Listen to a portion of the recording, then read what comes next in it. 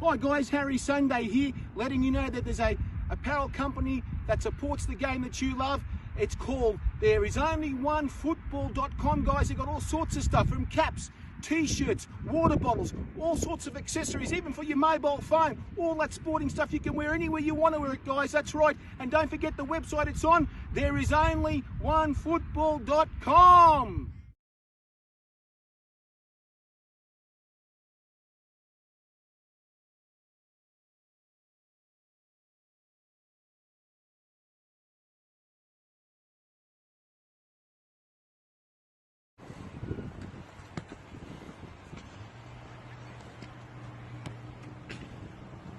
There is only one football!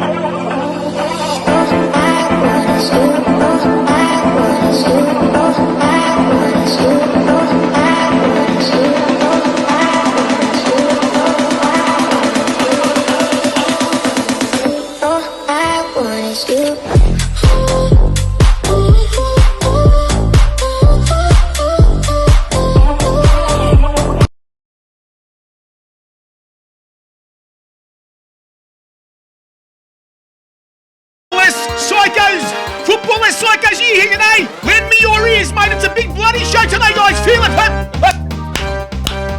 They can't hear the music, these guys, but anyway, you'll hear it in the replay. Feel it. Check it out, huh? Feel it, huh? Welcome, everyone, around the world. Hey! The cup of life, this is the one. Now is it time? Don't, Carlos, what are you doing? We shouldn't know. Gotta be strong. We shouldn't. In the red corner, Mr. Carlos Billy. I feel it in your soul. You want the cup of life. Night the day's here, you're gonna get it.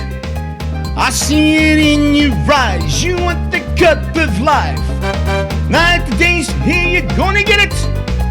Do you really want to me right now, Carlos? Are you ready? Everybody? Hey! Here we go. Ali, we are the people, we are the passion, we are the history. I'm the soccer psycho, and Carlos is my disciple, and the other boys as well. Good evening, guys. Welcome to Footballers. Welcome to Footballers, gentlemen. It's our way, the highway, as they always say in the classics, of course. But I tell you what tonight, guys, we got a massive show. I sound like Ed Sullivan. If you know who Ed Sullivan was, actually, we got a really big show. That's what he used to say. But let me tell you, we've got Mr. Jack Zervos tonight, guys, from the fantastic things happening, guys. Fantastic things doing, guys. The celebration of the pioneers of Australian football. Welcome, Jack. We've also got Tony Goodwin, the Socceroo dad, of course. Mr. Carlos Bielli. Look at it, he crossed his hands like he's expecting something. I know that. Of course, Mr. Carlos Bielli. Of course, you know who is the Planet Football. And of course, great Scottish Kenny Wilson.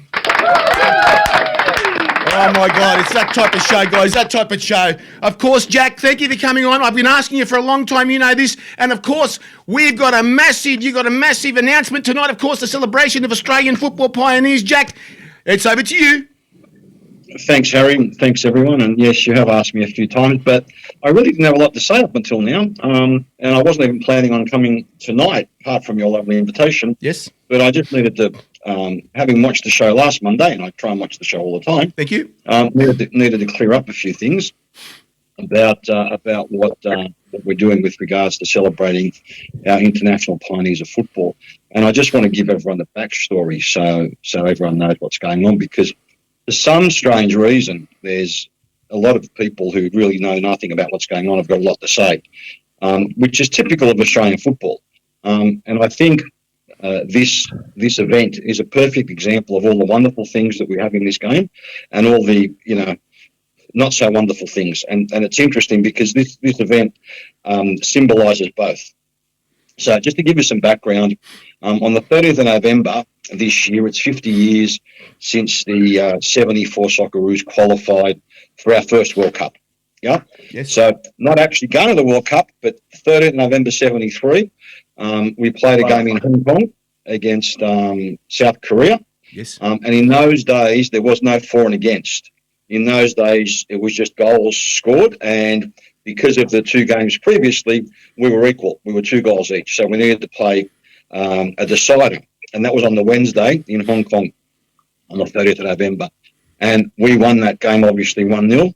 Jimmy Mackay scored the famous goal that most football fans have seen, and that got us into the 74 World Cup. Fantastic.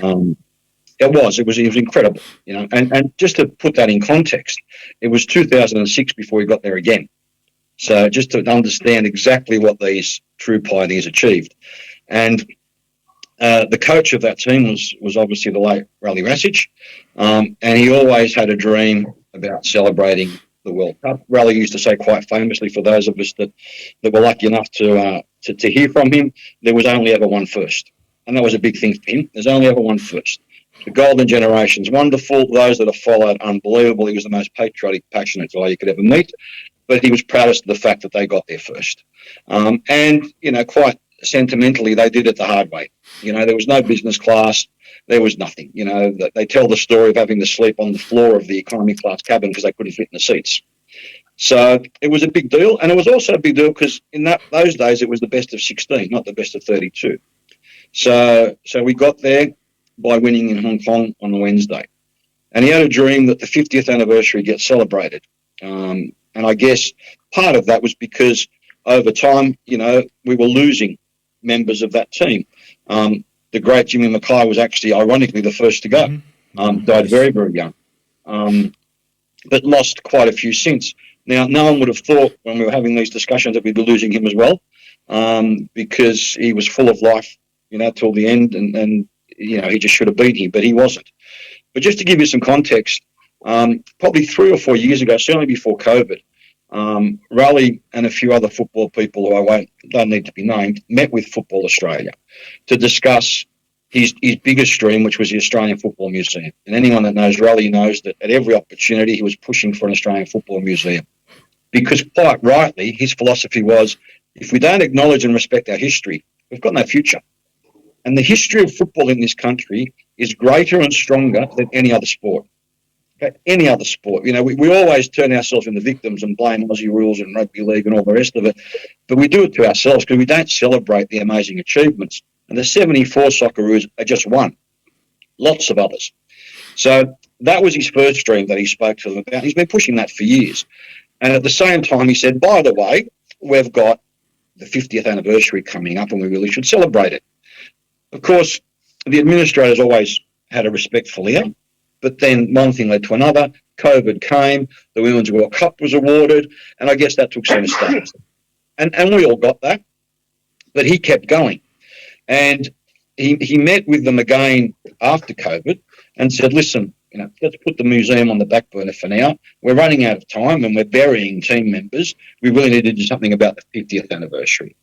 And quite clearly that the message was, we've got the Women's World Cup, that's front and centre, that's on the agenda, that's where all our resources are. And I guess we understood that. And Raleigh being Raleigh and not taking no for an answer said, that's fine, we'll do something ourselves. Okay, so just to be clear on all the people that are carrying on, and I don't know why, this initiative was driven by the man that coached the team to the World Cup.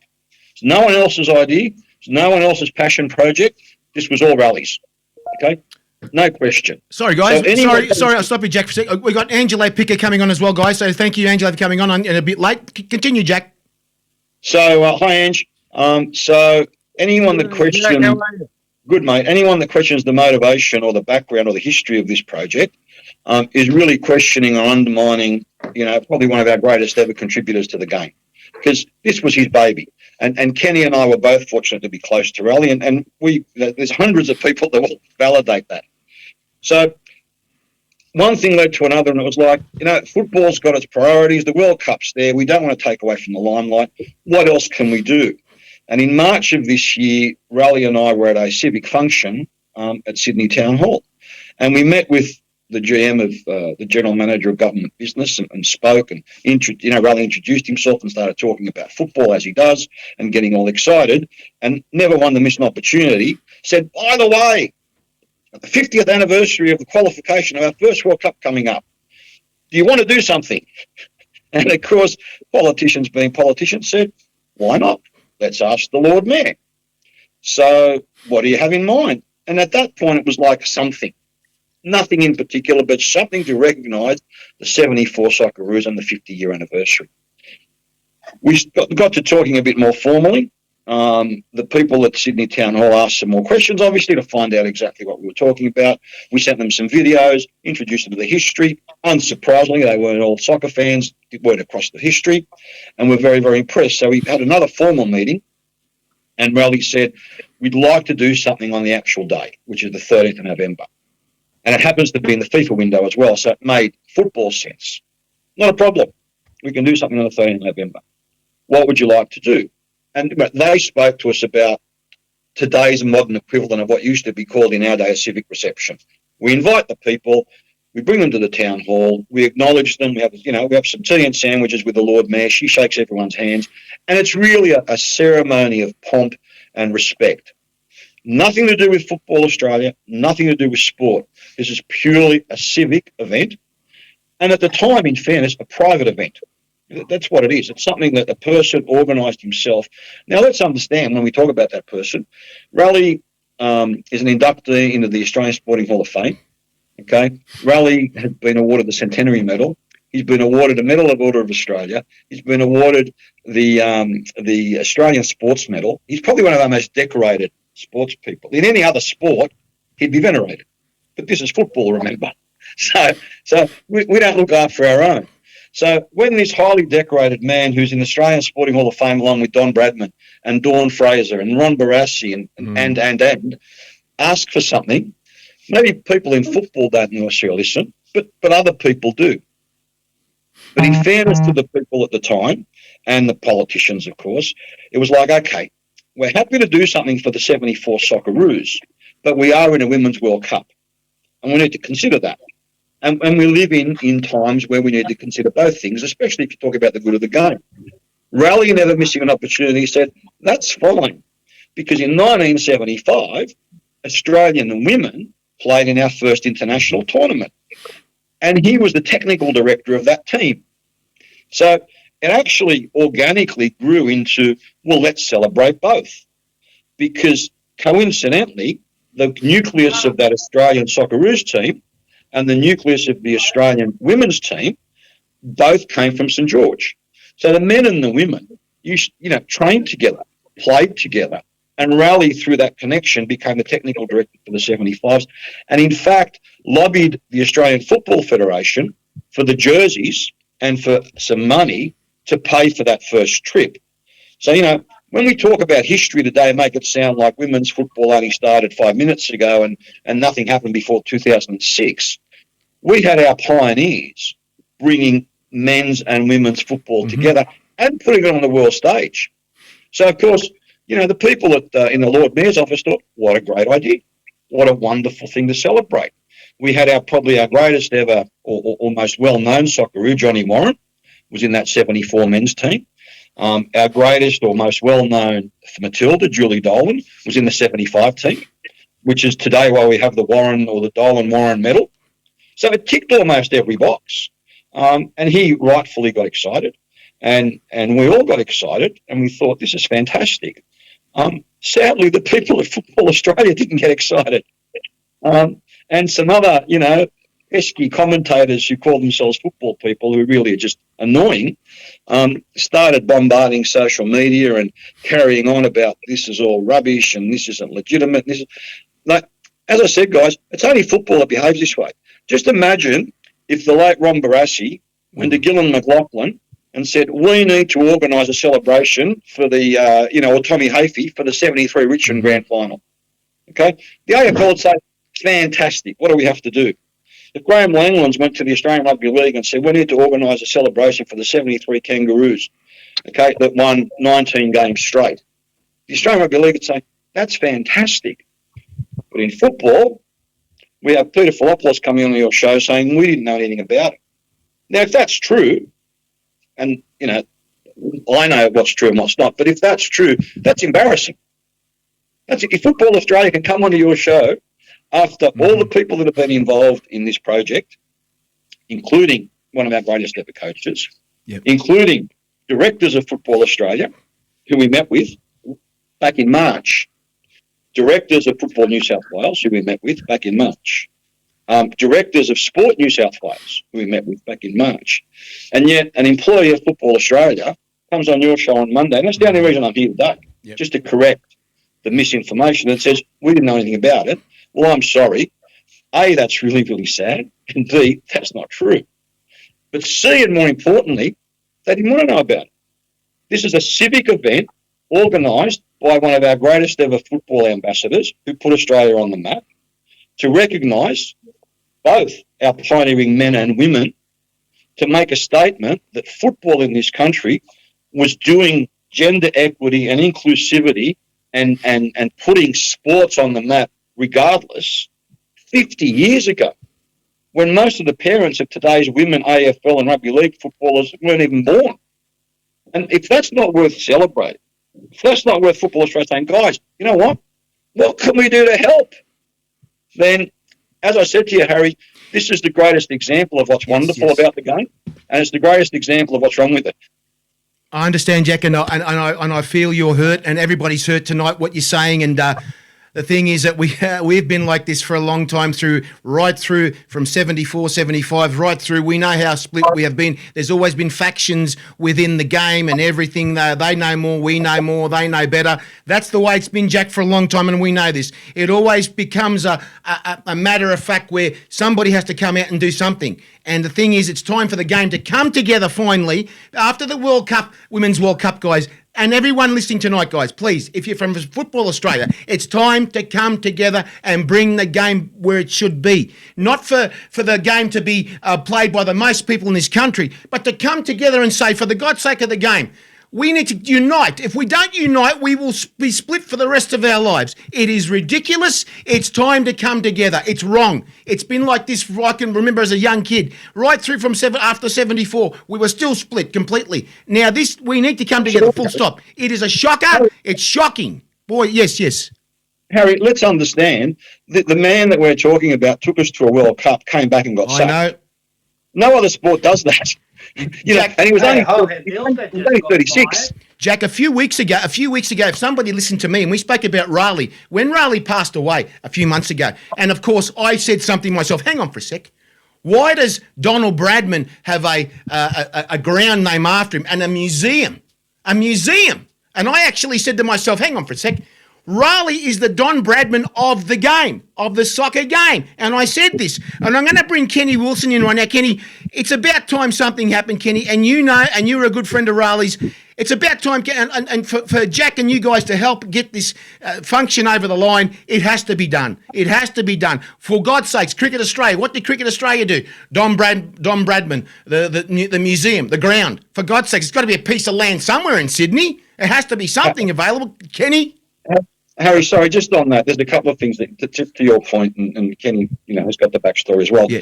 Football Australia, and it pains me to say this, but it's the fact, it's the truth. Football Australia didn't send a bunch of flowers to Raleigh's widow. Okay, he got a letter. Raleigh's wife got a letter from Infantino. Okay, a personal letter from the president of FIFA. Okay, so they managed to find her address. Boy. Okay, and he sent his condolences to show the stature. Don't forget, this man, and this isn't about Raleigh, this is just an example, this man was voted the 13th best coach in the world at the end of the 74 World Cup. 13th best coach. And they played against Beckenbauer, Cruyff, really, Pele in 72 when Australia played Santos. So these things are unquestionable. It's funny, you talk about we need to do something. Rally's vision wasn't about celebrating Rally. I read out, Australian Sporting Hall of Fame, OAM. Rally had more than enough accolades to last 5 lifetimes. He deserved all of them. But Rally was also always about his boys. Rally was always about that band of brothers, as Ray Richards called them, okay, that took on the world. It took on the world. Played in front of 118,000 people in Iran. Like, think about that. Oh, God. And that's the history that not that we don't celebrate it, we want to erase it. Exactly. We want to erase it. No, we don't want to erase it. So, this is the thing. It's not about personal vendettas. I was talking to a very, very, very well-known and very successful Socceroo who I have a lot of time for. I'm not going to mention his name. And he said to me, mate, how many more times do we have to celebrate the 74 Socceroos? So he said to me. And I said, how many more times do we celebrate the Anzacs? Every year. I mean, exactly. Unbelievable. You don't stop celebrating your pioneers. You don't stop celebrating the people that put you on the map. These guys do. But we talk about, last Monday's show. You need to also understand from my point of view, we're not getting paid. You're not getting, none of you are getting paid. We do this for love. We're not in this to pat ourselves on the back. That's true. People are getting paid hundreds of thousands of dollars at Football Australia. Okay. So maybe rather than Football Australia ringing the Lord Mayor's office, Football Australia rang the Lord Mayor's office last week, okay, to complain, to tell them they should really reconsider about hosting this event. You think about that. Think about someone from the AFL or from the ARL ringing Sally Capp's office or ringing, the Sydney Lord Mayor's office because we're celebrating the 75 and 80-year-old men and women who put on the green and gold 50 and 49 years ago. And we've got idiots out there tagging Lord Mayors and councillors, okay, into stupid Twitter tweet wars, okay, trying to undermine and talk this event down because they've achieved nothing in their lives. They've never done anything meaningful. They've sucked off soccer. They've lived off the game and never given anything back. That's what keeps holding the game back. They're the people. They're the cancer on the game. And this is where we've had the greatest World Cup ever in our lives in Australia, where the whole game should be coming together. And I just had an idea to myself. I'm asking someone out there, please. I'm asking someone out there who is a director, producer, who makes films out there, to start putting this project in place of having a film. This is like something that these guys, there were 16 teams in the World Cup at the time. 16 teams. How hard was it to make the World Cup at that time? How hard was it, guys? 16 teams. This you're talking about Cool Runnings, that film. The Jamaican bobsled team, when they actually made a film, it was impossible for them to actually, they never had snow at all in Jamaica or anything. And look what they did for them. They were a miracle at the at the Winter Olympics. Bloody miracle. Kenny, I'll bring you on now. I mean, look, I think Jack's pretty much gone through the scenario. I think the reality is that, it's a reception to celebrate the boys from 74 and the girls at 75, and anyone that's got any gumption or any passion for the game or any love for the game should be positive about that, no negative about it. They shouldn't be criticising it. Regardless of whether, Jack, there is some people in Football Australia that Jack's communicating with, quite a few of them actually, who my understanding is they're actually going to the actual event. So I think from that perspective, there's some good in there. Sometimes you get some cancer that you got to cut out and everything. So, but Raleigh, it was never about Raleigh and celebrating Raleigh. That's not how that man was. I was in he had these massive containers. Anyone that knew him well, and you had to know him well to get befriended by him, and he'd have to trust you to go on his property, and he'd take you into these containers where he stores the history of the game, and I literally mean the history of the game. And anyone that has been, quite a few of us, lucky enough to get to be there and go through it. Hours and hours of walking through containers, Pelly's shirts, and all sorts of stuff. Amazing thing. Stuff that's all left at centre, Harry, yes. Kenny, just so because Harry and the boys, Tony and Carlos and Angela, would appreciate this. Let me give you some examples. A Socceroos tracksuit worn by Bob Marley. Yeah, I've seen that. a Socceroos tracksuit worn by Rod Stewart. Yeah. A Socceroos game soccer ball signed by Neil Armstrong, who never signed anything. We're not talking about a couple of jerseys. We're not talking about just football stuff. This is an example. These are mementos of the last 50 years of world history. World history. This stuff's beyond incredible, and they're sitting in 40-foot containers, guys. Now you imagine he started this journey because he wanted for the Women's World Cup to have an Australian football museum. And Angela and I have had our discussions about marketing, and we don't always agree. But there's one thing you can't disagree on.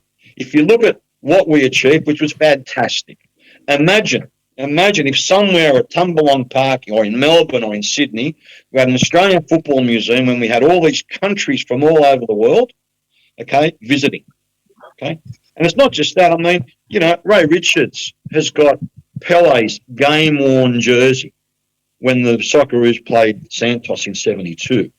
Now, there aren't too many game-worn jerseys that Pele, and he physically gave it to him. There aren't too many of those anywhere in the world. You guys know. You get any South American fan, any European fan, and say, go to this address because there's a Pele jersey there, and it's a shrine. But we have these things sitting in containers because as a sport, I sometimes question what our priorities are. I know what they're not. They're not history. Jack, I will just tell you, and all the boys out there right now, is that apparently what happens is that even the AFL clubs have got their own museums in their own clubs. I don't see why we can't have some kind of museum, museum at somewhere in Football Australia. Franchises don't have clubs. That's the other thing too. Exactly what you're saying, Jack. And what I want to say out there too is, Carlos, I want to bring you on, Carlos. It's a very sad story, Carlos. I'd like you to say something about this as well. You being in football that long as well as a kid in Uruguay. How do they revere Uruguayan coaches and stuff like that in Uruguay? Oh, look, every day. Everyone knows the history, and we all know that two Olympic medals back to back, and the World Cup in 50 and fourth in Mexico and fourth in South Africa. But the question I want to ask about this function: will there be a lottery for tickets? Because I'll envisage the demand for tickets will be greater than the capacity of Sydney. Carlos, it's a private function. I know, it was extended. I know it's a private function. You don't. This isn't. How do people get chosen to be in the town hall, for example? They had to have played for the 74 Socceroos or their family, and the 75 original girls international team. Right. They had to have played for them. Okay. But up to 3,000 people. No. This is a private civic reception restricted to about 80 to 100 people. Oh, okay. Well, okay. That's what I'm saying. That's why I don't know why it's being blown out of proportion. This is something that the Lord Mayor has chosen to offer to Raleigh before he passed, to recognise these two international teams in a more intimate way, because we all expected at the time for Football Australia to do their job and have something for them, for both of them, which is another discussion. So this wasn't either or. This was let's do as much as possible. Yeah. This wasn't a competition. We took advantage of the fact that we could do something on the actual day of qualification, which was the Monday. And that meant a lot to these guys sentimentally. So this was always a private function, personal invitation from the Lord Mayor's office. And don't forget, Carlos, you'd appreciate this. This generation, these types of things mean a lot more to that generation. They're not the millennial generation. They're that traditional, where the Lord Mayor was an important office and to be invited to the town hall was a big deal. So that was the intent. We've lost quite a few of them. So the invitation goes to their families, their kids, their grandkids. And there's obviously, there was some people from Football Australia, some directors that have been invited. There's some people that weren't directly involved with the team, but that were sort of at St George at the time, for example, that Raleigh said at the time, I would like these people involved because they were teammates of the Socceroos. And for all of you that played sport, those things are important as well. So, it really is, it's quite an intimate and private thing, which is why I was gobsmacked when people started tweeting about it, carrying on about it, tagging the Lord Mayor about it, and like, why? I don't even know. If I invited you guys to my place for a function and said, bring some friends, what business is it of anyone else's? Exactly. And if Football Australia don't want to be involved and haven't chosen to be involved, then who gives them the right to comment? We've never mentioned the sport in any way. So that's where I was confused, and that's why, Harry, I took the opportunity to come on. Jack, thank you very much. And look, Tony, I want to ask you as well, Tony. It's a shame, Tony. I mean, we've been in the game for so long, you and me, and you've come from England as well, and all the greats in England that you would have seen, statues and things outside, and all these things as a kid. What did you see things in England as a kid, watching statues and monuments and players and everything, Tony? One thing I always grew up with understanding is that the game belongs to the fans. Those people are just the custodians. Don't mess with it. It's I know what it was like. I know my dad was the ultimate one. I guess he's the one that loved the game, played back in England and stuff. And of course, he migrated to Australia. And little did we know when Craig was getting early involved. I didn't realise when my cousin mentioned to me before we came back to Australia, when he was asking about Craig, he said, "Oh, do you know Ray Richards?" And I said, "You're kidding, aren't you?" And he said, No, I went to school with him. You what? He went to school with Ray Richards? So, yeah, and he knew what he achieved, but he didn't know that, he just made the mention to me because he made contact with him to get a ball rolling sort of thing. But, I mean, just the fact that he knew Ray in England all those years, but he obviously migrated to Australia, but I look back on that, like Jack said, the biggest thing for me after reading Johnny Warren's book, 16 teams, not 32, 16, and they were semi-professional, paying their own, but wearing their own boots. When they were told in that game against Vietnam, if you win this game, you'll get to keep the country's tracksuit, and that was like the biggest motivation. Like, what? We get to keep the tracksuit? My God, it's just like that's what it meant to them. Not like, oh, you'll get $12 million each if you win. It was a bloody tracksuit, exactly. So this is what it was all about. And I look at Raleigh. I was lucky enough to meet Raleigh the once, and that was at Donald Campbell's retirement dinner. I know I can talk a bit, but when Raleigh talked, I shut the hell up because he is charismatic.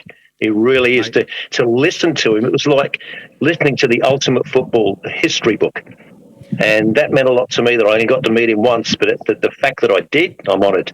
And, I look back on those guys, in 74, what they achieved, what the coach achieved, and the fact my son went on and played, I mean, it seems weird to me, but it's even more important now because I realise, my God, I'm a fan first. Yep. That's the most important thing. But I don't know. It's the game belongs to the fans. Exactly. So stop messing with it. And now I'm going to talk to Angelo. Of course, Angelo, you being from Napoli, this is massive because we're talking about a guy in Napoli who's as a god who played for Napoli, and you know who I'm talking about. And then don't tell me that because he went away and he ran away and played elsewhere, but they revered this guy as a massive god of the game, Maradona, playing at Napoli, mate. You know that. Don't tell me there's no statue outside there at the stadium. There's got to be something there. At least tell me. Well, absolutely. There is a statue right in front of the stadium for everybody to see and everybody to honour and celebrate Maradona. And firstly, I want to say thank you very much to Jack Zervos, because Jack has really got the heart, the passion, and he's also given intellectual property in the sense that he's organised this event. And I know that Jack and I spoke personally about the fact that he and Harry Michaels both went to see Rally Rancic before he passed away, and they did make a promise.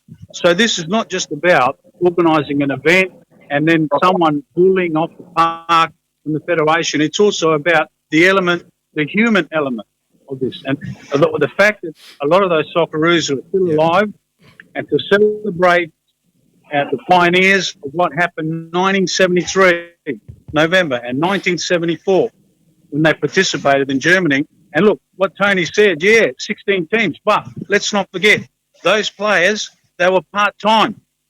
So they didn't just give their heart and soul energy. They also gave probably their wages because they didn't go to work That's right. during that tournament. So for anybody to knock this event, I've got to say, I've got to be quite strong about it.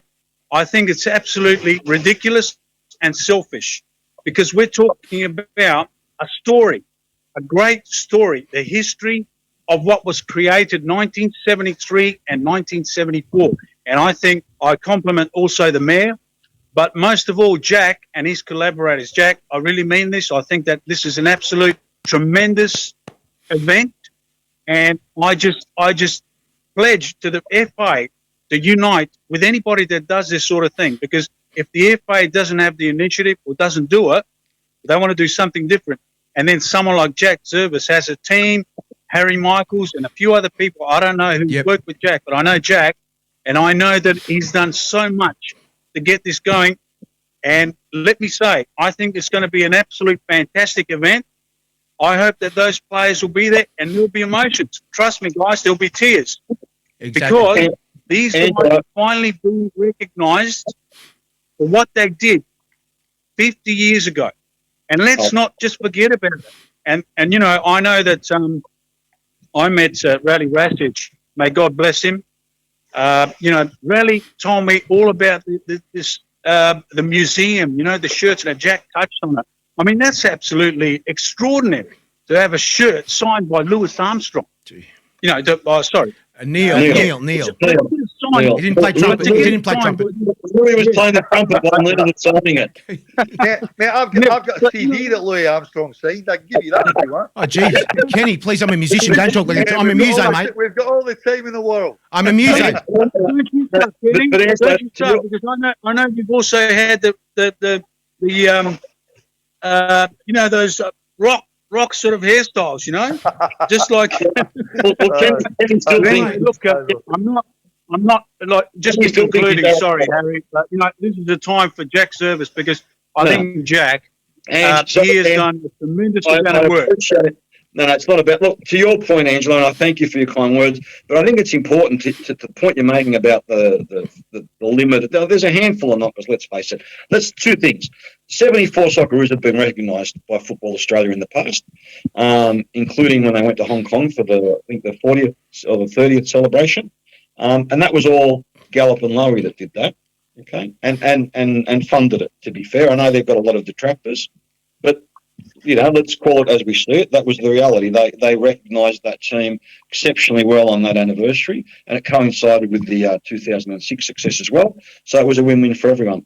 But the two people that have really driven this since Raleigh's past has been someone that Tony mentioned, Ray Richards, who was really the leader. He was, you know, what Andy Burnell would call the vibe manager back in the day.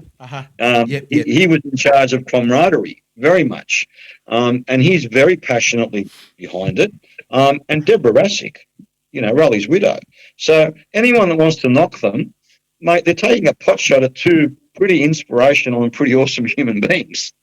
You know, this isn't about me or anyone else, to be fair, you know, and it's not, as I said, this started out as a private, intimate thing.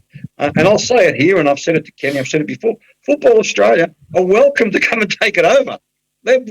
This isn't a pissing competition, pardon the language. Yes, Jack. You know, we've had to do everything the hard way. We've had to go and now that Raleigh's passed, you know, because everything was in his head or in little black books to try and find everyone's information and details and not miss anyone. But also, Angelo, the other point is, you know, let's not forget the 75 women, because in today's society where we talk about, you know, gender equity and inclusivity, okay, we had a men and a women's team on the world stage. We had a women's team go to the first Asian Cup against 5 other countries. And it's a FIFA, that was the FIFA have sanctioned that Asian Cup as a legitimate FIFA sanction, the first international women's tournament in Asia. And the trophy today, the Asian Cup trophy's got 6-pointed star on it. Those 6 points are for the 6 countries that went there. We were one of them. So we had our women pioneers, our men pioneers at a World Cup within 12 months of each other. The great man was contributed to both. Pat O'Connor and the great Blake Joe O'Connor coached that team. But that 75 women's team was made up of women that went 11 seasons undefeated in the local state competition. 11 seasons undefeated. You know, you talk about celebrating, you know, our successes. Both those teams had our first Indigenous international football representatives. I mean, it ticks every box for good news. This isn't a bad news. Mm-hmm. This isn't sad. This is something to absolutely celebrate. You know, it's a fantastic event. It's the game, unfortunately, that beats up on itself. But the players continue to deliver. The players continue to do greater things than the game itself. And that's what we do, and that's what we've always done as Australians. Go on, Jack. Talk about Uruguay, just so I can finish. Yes. Carlos, you also need to acknowledge that Uruguay was responsible for ending the career of one of our greatest Socceroos, Ray Bartz. So at least let's leave it at that. Shame on you, Carlos. Shame on you. Oh, my God, man. Donald Campbell was the ref. Unbelievable. Now, Uruguay invented futsal. okay, now, we're going to have to do – I'm going to do some research on that. The ball, not people's necks. Now, Jack, you can hang around with us. You can talk with us if you want to about what we're about to mention. If you want to hang around, it's up to you, Jack. Now, gentlemen, I want to bring on right now, guys, the invasion of the body snatchers. The invasion of the body snatchers, guys. I'm absolutely lost the plot this week. And, of course, when I say the invasion of body snatchers, we are talking about the Saudi League, guys, the Saudi League taking our players. And, of course, Tony, they took your son for a reason. We're not going to say anything bad here because you're one of our hosts and co-hosts. He's disappeared now. What's going on, Tony? You've done it, mate. You've done it to me. I think, what happened? Then you disappeared, mate. Did I say something wrong? I didn't say anything wrong. But let me say, guys, the body snatchers, they've taken their bodies, taken them all the way to bloody Saudi Arabia. Tony, you got to get this straight with us. A lot of things are flying around, Tony. Please tell us. Well, yeah, it's. I mean, like I said, the game belongs to the fans. Yeah, I mean, Craig's primary move was to stay with Adelaide. He loves the club. He's knocked back big offers from interstate sides.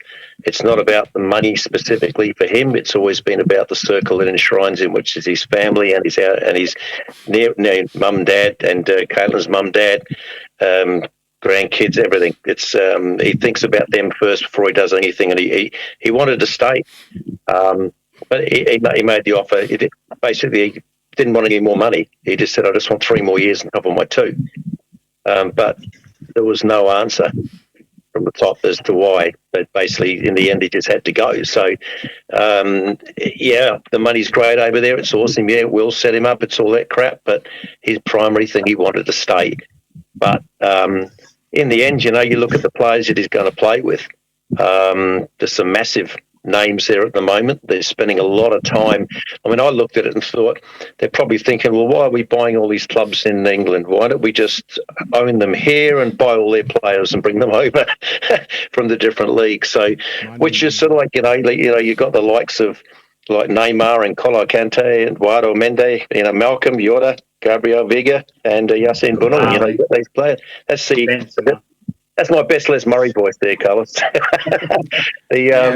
As Carlos. knowing the different living conditions for women in Saudi Arabia and how their restrictive it is, has Craig family flown across to because I'm just curious because it's very different. In my view, Messi went to the US instead of Saudi Arabia because the freedoms that his wife will enjoy in the US are not available in Saudi Arabia. So has Craig's family joined him there, and do they live in a compound? What do they? Can you tell us more about, you know, living conditions in Saudi Arabia and educate us? Yeah, not a problem. Easy. Craig's already been there a few years ago, obviously. Caitlin went there with him. Now they've got a young son, Ezra. She'll be there in about 9 weeks' time. She's just taking care of all the business at home before she departs. Went in Jeddah. It's quite a liberal place. It's everyone, the females there are allowed to drive. You don't have to sort of like, you know, have a bloke next to you when you walk sort of thing. All they got to do is just basically cover their arms, obviously, and their legs and stuff. So they wear like, I guess you could say, like a gown, I guess, yeah, like more like a dry dressing gown as such, but they all look very nice. But they don't have to have the headgear if they don't want to. But it's not like it's been made out that, you know, they're very, very, you know, kept under the, you know, the rug sort of thing. So down in a bar, when he went down there, it was very different. It was more conservative. So in Compound 1, which is where they were staying last time, they had a lot of friends there. Dimi Petrados ended up playing for Alweta, and his wife and Caitlin, that formed a very good friendship. You had, I think, Reece Williams and I can't think of his name. Yep. Got one of the goals for the World Cup. He played over there as well. I'll think of his name in a minute. Senior moment. All the girls got along extremely well, and there was other people in the compound she made great friendship with. So she's really looking forward to catching up and rekindling those friendships with the people that are still remain. So Jeddah is fine. It's she likes it there. You know, it's obviously a different culture or such like that, but there's still a lot of freedoms to move around. It's not as good as it is here. Obviously, you can do what you want, and they're equal. So things are fine. It's just that when you go to certain places, they're a bit more on the conservative side. So she's got no problem with going back, obviously, to stay with Edra here and you know, having all the grandparents around him and stuff like that would have been the ideal situation. But, yeah, I mean, he made the good start, you know, kicked the goal in his first game back. So the fans love him. They hated him going. It was very political how he left in the first place. Yep. He was one of two best players in this team and one of best 5 players in the league at that time. But, you know, in football, politics takes over when coach gets sacked. Taking them to their first fourth spot in their history, first AFC competition. And he had a disagreement with the Sultan and got sacked. You know, they brought in a Portuguese. Portuguese had his own preference on players who he wanted to bring with him. Unfortunately, Craig, the centre-back, was on the out, you know, and it's just, you think fans are like, what? Not him, but that's football. Now I'm going to bring on Angelo. Angelo, now, of course, Craig's gone over there now. We hear Tony, what's his name? Danny Townsend is going over there. Of course, he's going to Saudi Arabia. It's done and dusted, I hear today. A couple of days ago, the rumours that they're coming up right now. And you being an agent, I mean, how would you be looking at this? They're saying there's going to be a lot of exodus of players going out of the A-League. I mean, even Kenny said to me that whoever goes from Scotland will go, as Kenny said to me, they will go to Saudi Arabia. They're getting Scottish players. And, of course, our players are going to Scotland to fill in the void as well. As an agent, have you heard much at all in Italy about what's going on? Well, it's obvious there's growing interest, you know, in Saudi Arabia. Of course, there's a lot of players from Europe that have transferred over there, some players from the Spain League and Italy and all the other big leagues. You know, I think it's just a matter of time, you know. And right now, believe it or not, they're actually approaching directors of sport, which is the football manager, including the football manager in Australia. So they're actually approaching the football managers from Europe to go over there and fill a role. And, of course, those people will have so many contacts, so many players. And I think, look, we can go on and speak about this. And, look, congratulations to Craig Goodwin. I think Tony mentioned it's about a family decision. He's done the right thing, and he probably, in a couple of years' time, come back and play in the A-League. But let me tell you that unless FIFA steps in, and I'm talking about a serious stuff here, you know, they've really got to step in and have some sort of regulations, because otherwise they are going to weaken the Bundesliga, the Spanish League, the Italian League, and all of the important leagues around the world, and let's say Europe. And then, of course, they want to strengthen their squads and their teams for the Champions League. So I think it's a very important. I've heard something along the lines that FIFA are going to step in and just keep a close watch on the Saudi Arabia affair, because right now they're actually attracting even the younger blokes, like 22-year-olds and 23-year-olds. So some of the uprising stars, or some of the aspiring young talent, you know, I mean, these guys are not going to stop unless FIFA steps in. FIFA's got the power. Angelo, can I just have a look at the regulations? We've been there. Look, as an agent, let me tell you. Kenny.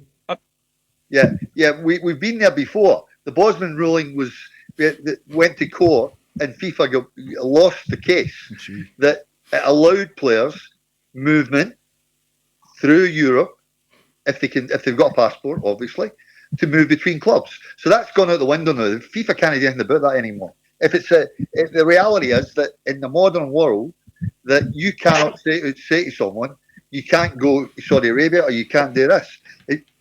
The freedom of movement came in, it's a long time now. Bosnia was, 20 odd years ago.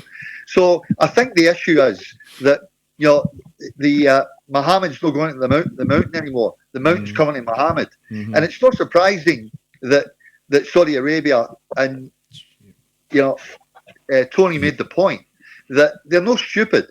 They're getting infrastructure. They're putting foundations in. They're not just taking players. They're putting a foundation in to form a really good professional league. And what they're going to do is, because they're already under pressure with the Premier League, because people are saying they're buying too many teams, so they know that there's going to be a squeeze on them, that they're not going to be buying any more Premier League teams. But they're going to create their own competition in Saudi Arabia. And a lot of these guys are living in Dubai and flying back to Saudi. They're not living in Saudi Arabia. There's quite a lot of them. The commentators are living in Dubai and flying to Saudi Arabia. It's easy. It's only, correct me wrong, I think it's about an hour and 15-minute flight. It's nothing. So they can do all that. But what they will do is, forget Australia, Norway, Sweden, Scotland, Malta, Greece, all these smaller countries. Take the Premier League out of the equation because they can retain players with money, but these other countries can't. So they're going to get cherry picked. I mean, we've already got Melbourne City doing it here. We forget. It's true. Melbourne City's been doing it for 5 years. We sort of, we turn a blind eye to things, and then all of a sudden someone goes, "Oh, a lot of players are going to Saudi Arabia." Well, they were going to India. They were going to Korea before. They were going to Japan. What happened when we had the players going then? It happens. It just happens.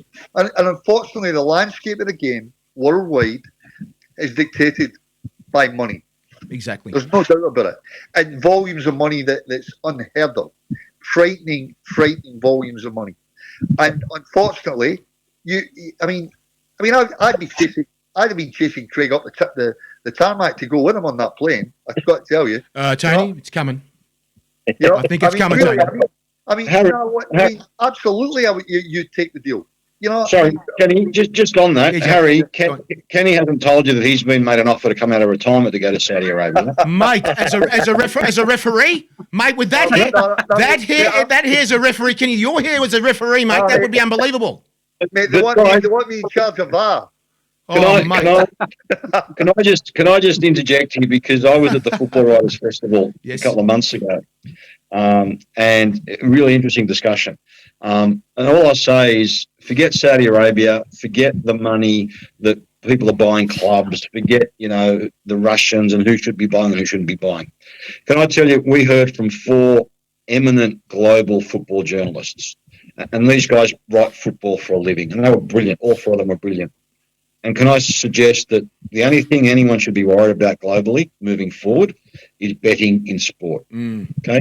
Betting in sport, gambling in sport, particularly in football, is a much, much, much, much more insidious threat to the game than any kind of free market where people have got a right to go and chase as many dollars as they possibly can, because they're only in it for 10 years. They've got families to support.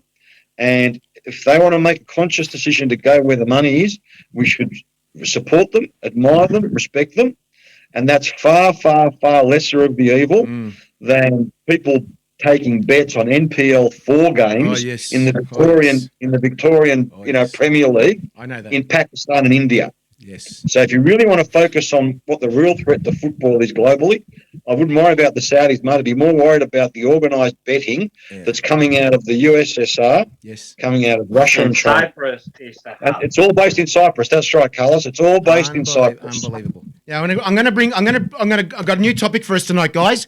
And of course, this is a real big one. This is a massive reversal, Carlos. I'm going to bring you into this first.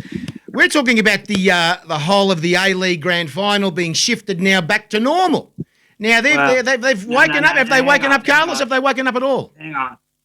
There is a rumour, or there was an article on the Herald on Thursday about the possibility that Destination New South Wales might be considering another format. So this is an article that the Sydney Morning Herald put on Thursday.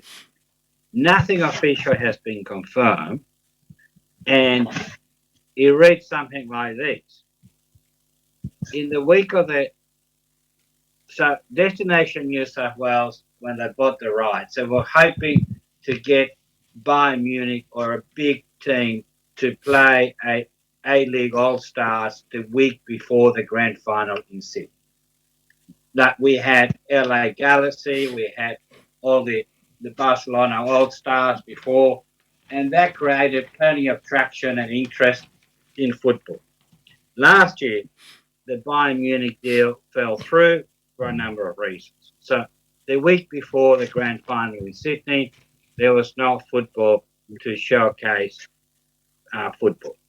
So the rumours are that Destination New South Wales, who pay $800,000 for the right to host the grand final for the next 2 years, might be considering a changing format and using like a heritage round where that the 2 weeks back to back, we have all the games in Sydney and all the finals, bits and pieces, and we have this heritage round with heritage jersey or indigenous jerseys. Hang on, mate. And then the grand final might go to the team who won the right to finish first. That is what the rumour is.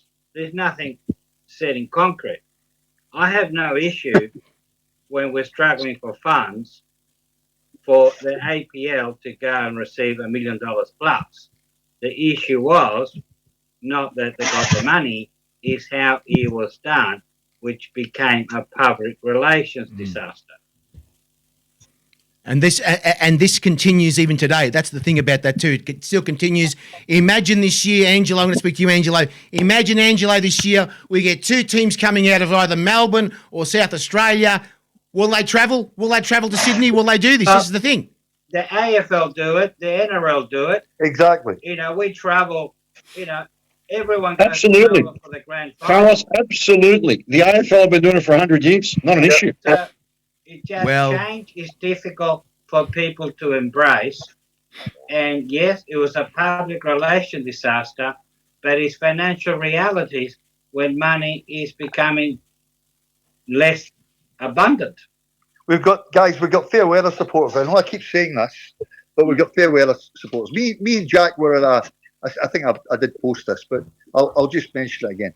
Me and Jack went to Central Coast Mariners game. We got invited there as guests. It was a wonderful day, and they've done a marvellous job. I might ask you, of all the A-League teams currently, they're driving that club exceptionally well. Unfortunately, they've lost the coach, but that happens. It happens to Brighton in England. It happens to Southampton. It happens. But Happened to Celtic. it happened to Celtic. But thank God.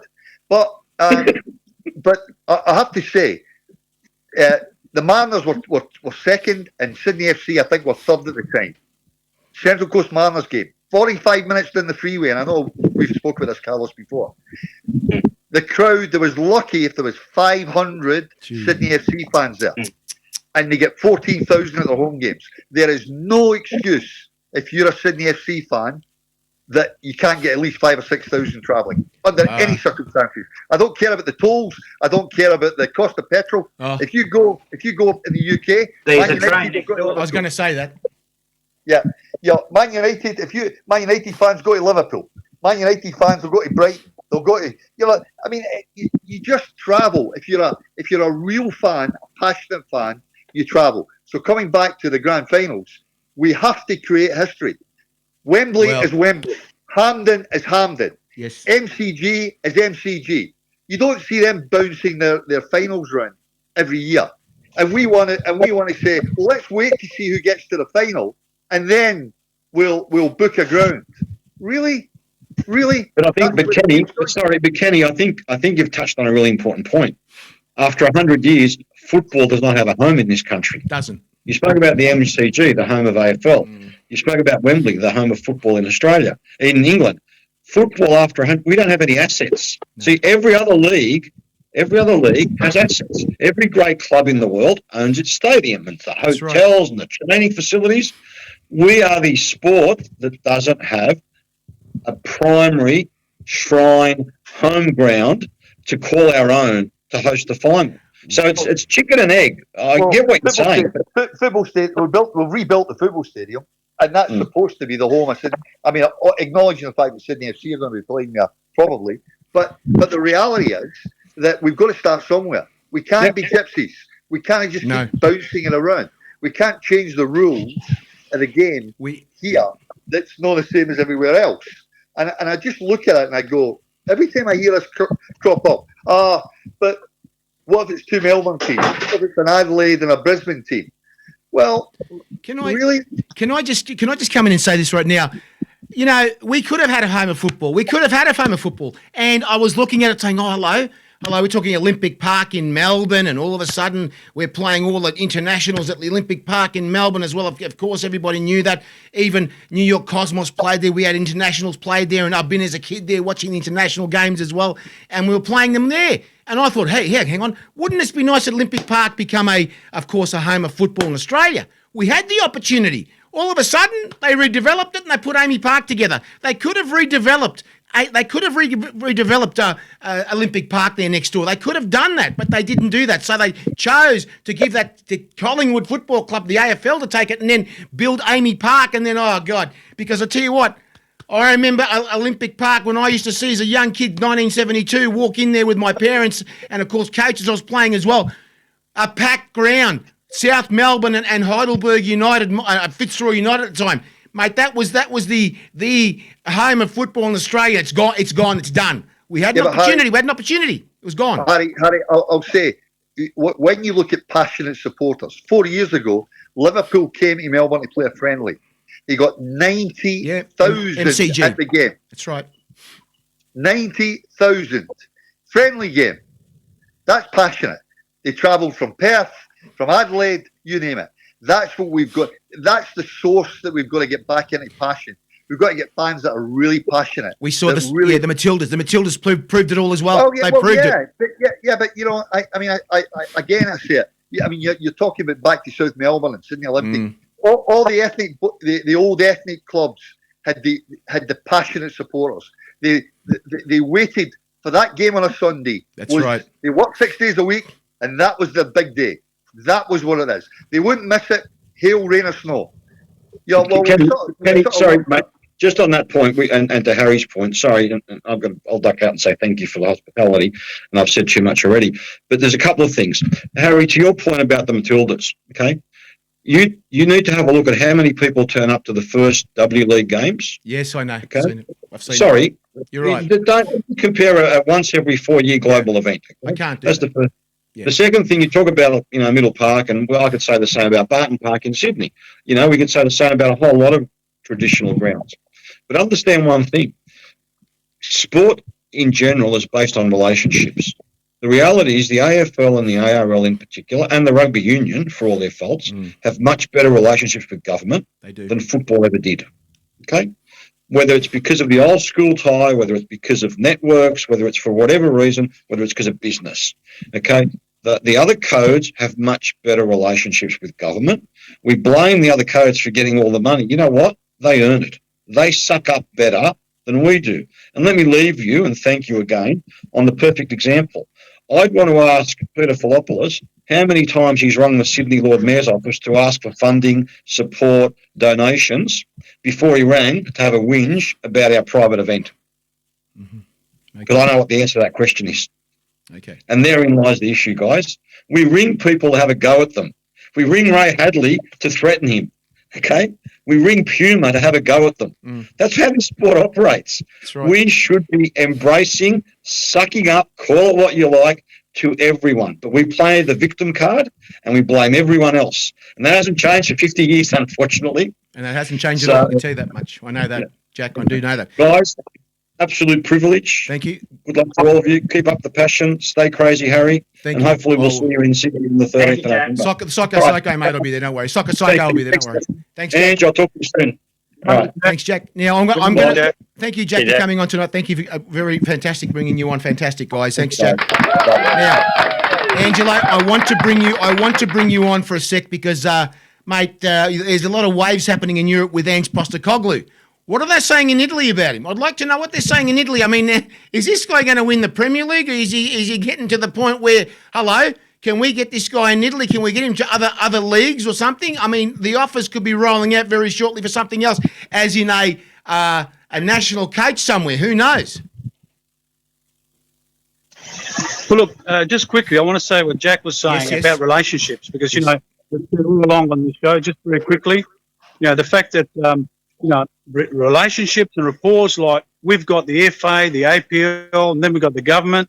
And I've always said, let's have a united approach, APL, the FA, to the government for funds and all that sort of thing, and then have a strategy ready for the bid to the 2034 World Cup. Go to FIFA, but on a united front. I know we can keep talking about this. Let me answer about Ange Postecoglou. Yes. Well, I'd love to have him in Napoli. But let me tell you, he's making a lot of headlines in Italy as well, because obviously Jose Mourinho coached at Tottenham, and obviously Antonio Conte coached at Tottenham. And let me tell you that he is absolutely embarrassing. Both of them. Yes, he is.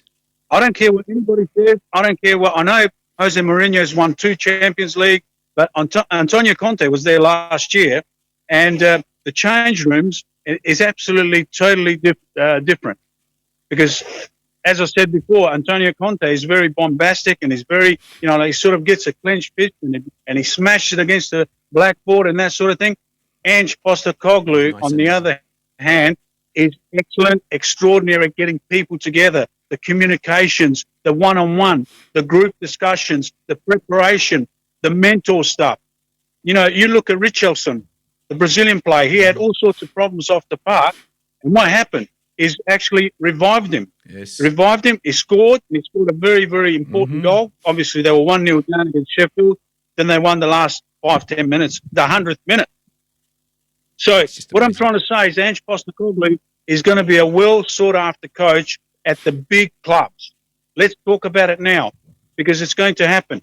He is very good at what he does, whether it's Brisbane, Melbourne Victory, South Melbourne, Marinos, Celtic.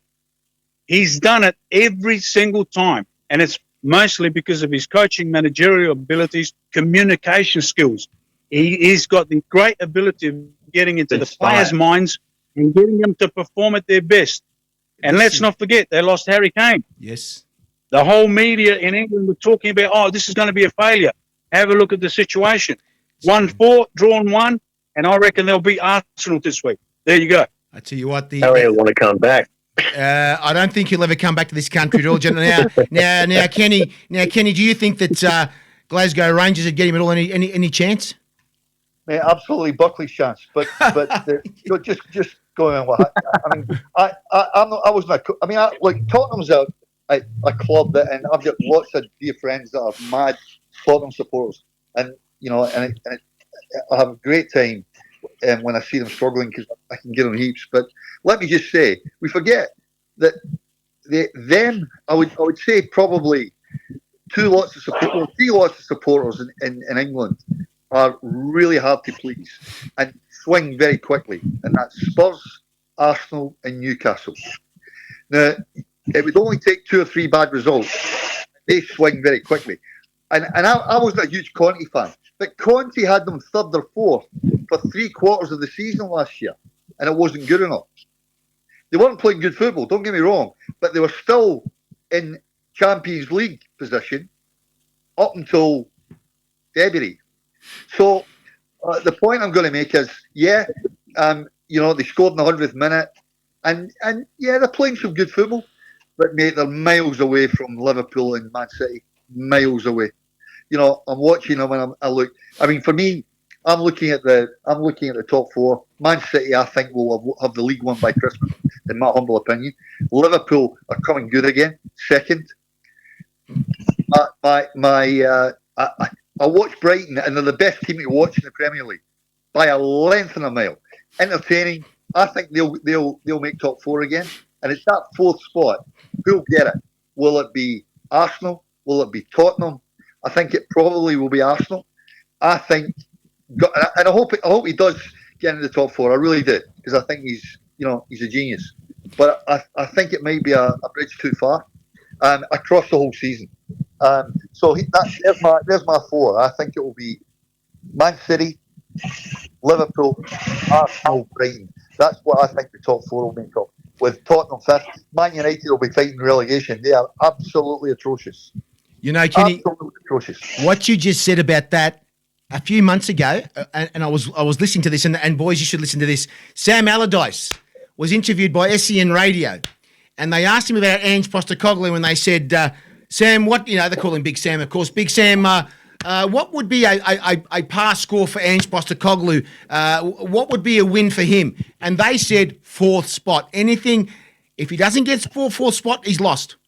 That's what they've said. And Kenny, you said the exact same thing. The exact same thing. They said he needs to be in fourth spot to have a win of the season, and that's what it is. Yep. Carlos. Well, I just think the accolades keep coming for Ange, manager of the month. He has not lost a home game for over 50, I think it's 57 games going back to Japan. And I think he has, with Ange, you have to give him a project to build something. And if he doesn't finish fourth, I think he'll finish sixth and qualify for the Europa League.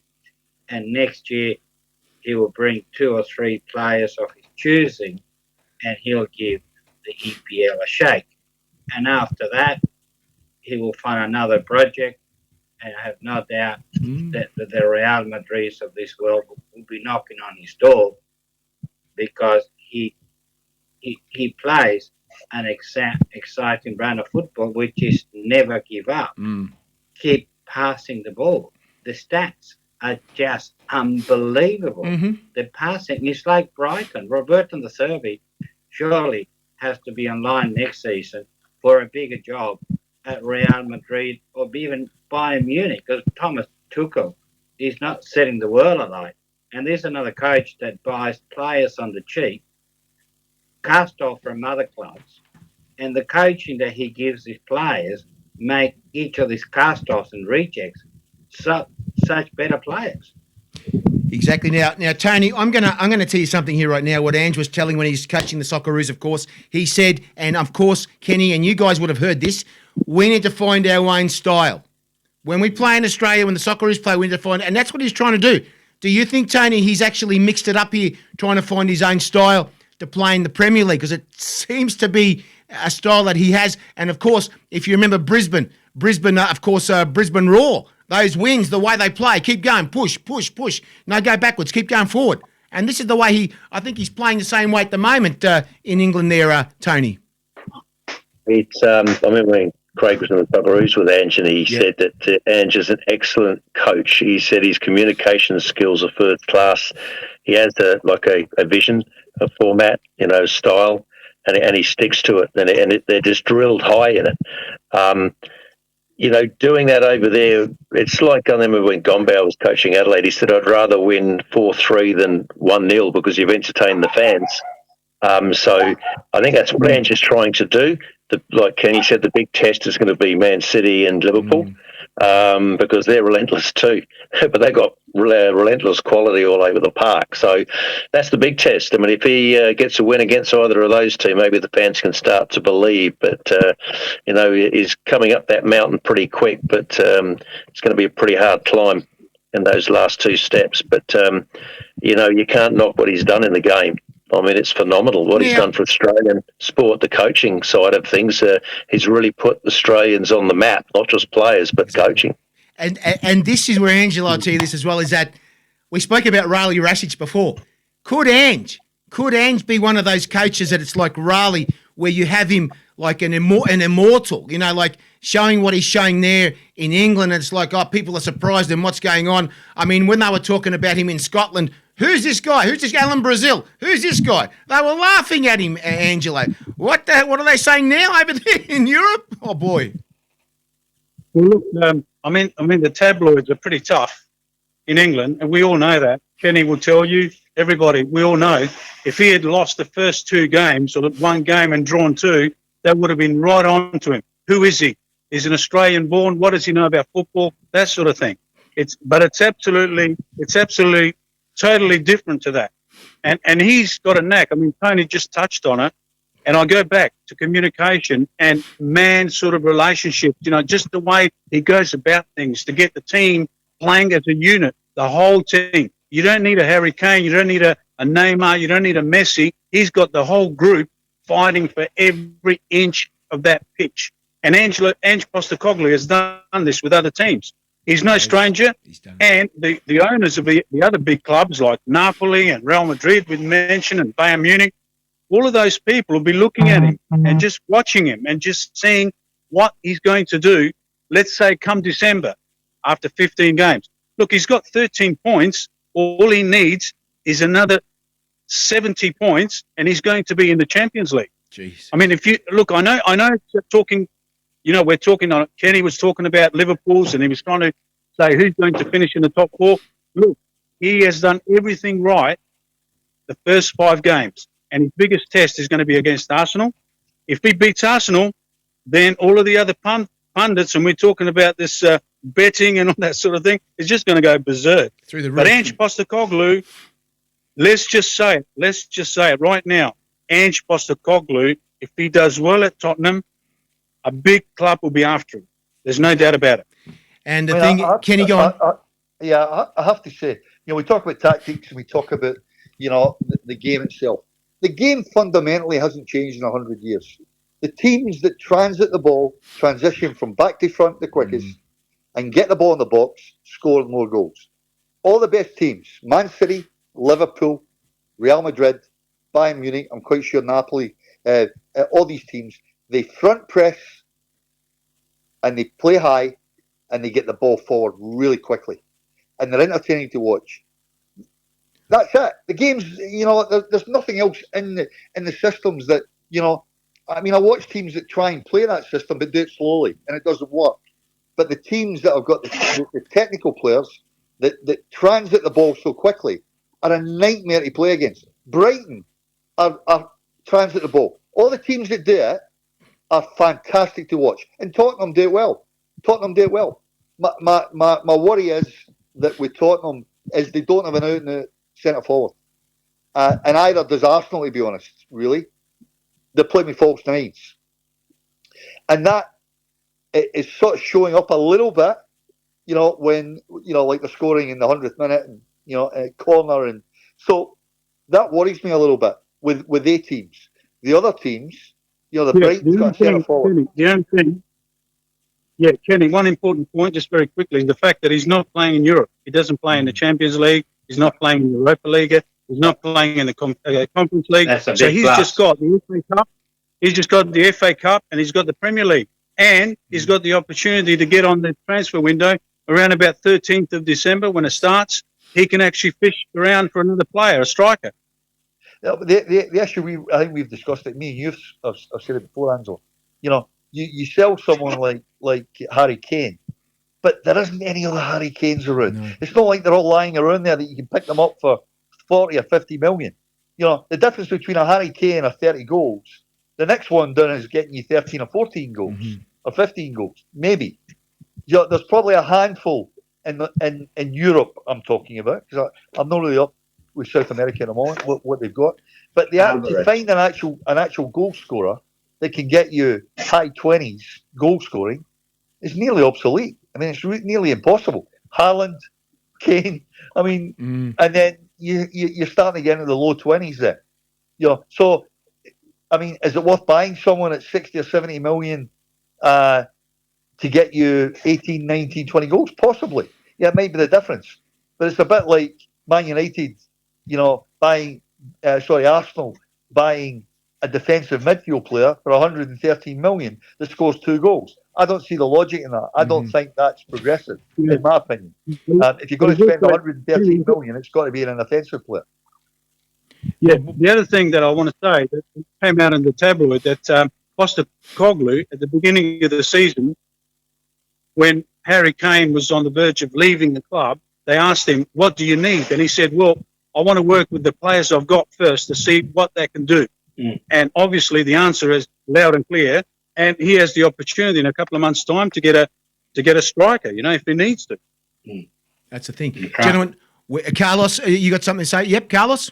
We've got something. No, Actually, I've got the oracle of the game here talking to us right now. I cannot believe Roger, the oracle of the game. And you know who this is, boys? And he says here to Carlos, I don't think he's about to be signed by Real Madrid.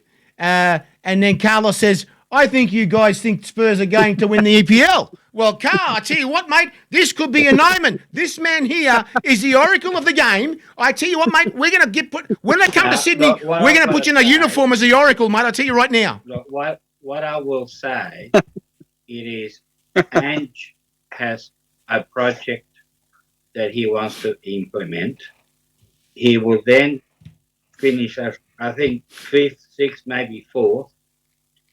The current players will be used to his philosophy, and then he will handpick another 5 or 6 players. He will let go of 10 players. He did it at Rangers, he did it at Yokohama, but he handpicks the players that will play his system to the best of their ability. So next year, Carlos, he I wish will he'd done it at give Rangers. everyone a shake. Carlos, I wish he'd done it at Rangers, but he was at Celtic. Oh, Yeah. Kenny, one thing. I wish he was at Rangers. I wish. I just want to say. It's getting late. Yeah. I know we're going. I know we're going past our bedtime, boys. I know. Going on. One more thing. I say. I wish we could see Ange get an Australian player at Tottenham. Some kid somewhere that he could actually develop there. This is what I'd like to see. One kid, Tony. One kid, Tony. Before we go. One kid. Charging $7,000, mate, to coach them and bring them through the system. Then we might start seeing a lot of kids coming through. That might be the first start. Exactly. You know? Then we've got a big chance. They should be playing for free here. It's absolute nonsense. But anyway, that's for another evening. That's another evening, boys. Thank you for joining me tonight, gentlemen. Of course, we had a massive night tonight. And everybody listening out there tonight, we'd like to welcome some of the Football Australia officials joining us tonight, guys. Thank you for joining us as well. Fantastic having you guys on. And I tell you what, guys, that of course, that function that Jack's putting through there, guys, please, we want support for all this stuff. The whole game, everything that's happening for the game. We want to support the game. We want the game to grow. And of course, gentlemen, thank you for joining me tonight. Of course, Jack, thank you. Of course, we've got Carlos, Kenny. Great Scott, it's Kenny. That's right. Yeah, I forgot about that. Kenny Wilson. And of course, we're talking about here the Socceroo Dad. And of course, the man from Italy, guys. Hang on, the man from Uncle. I've got the man from Italy. There you go. Thanks, guys. Thank you for joining me, guys. Thank you. See you next week, boys. Thank you again one more time. Thank you, guys. Football, this was live tonight. Thank you, guys. Thank you.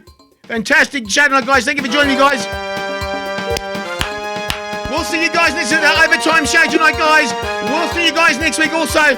Football is live again, 8:30 p.m. Thank you, everybody. Thank you. Check it out right now. Feel it. Fantastic, guys. Thank you for joining me. Hey, up. Check it out. Feel it. Here we go. Check it out. Feel it. Feel it, guys. Here we go. The cup of life, this is the one. Now is the time, don't ever stop. We should've known, gotta be strong. We should've known, right from the top. And when you feel the heat, the world is at your feet. See you next week, guys. 8:30 p.m. Monday Night Football. This is live again. Thank you, guys. Thank you.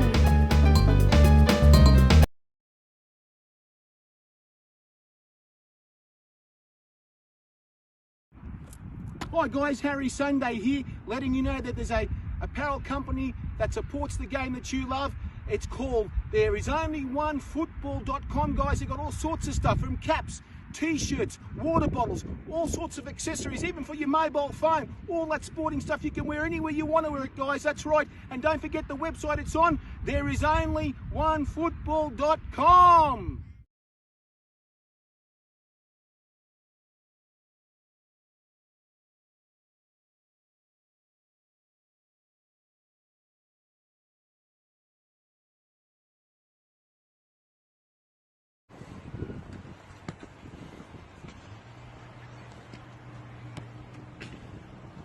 There is only one football.